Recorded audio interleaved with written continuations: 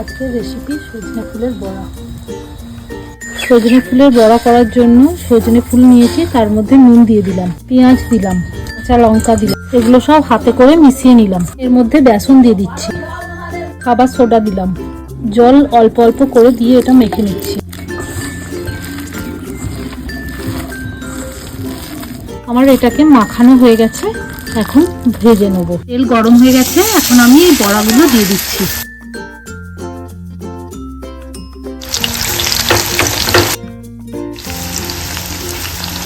বড়াগুলো সব দেয়া হয়ে গেছে, এটা এখন আঁচটাকে সিমে দিয়ে ভাজতে হবে।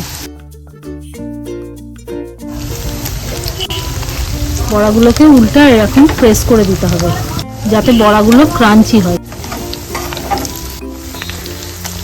বড়াগুলোর একটা সাইড হয়ে গেছে, এখন অন্য সাইডটা উল্টে নিচ্ছি।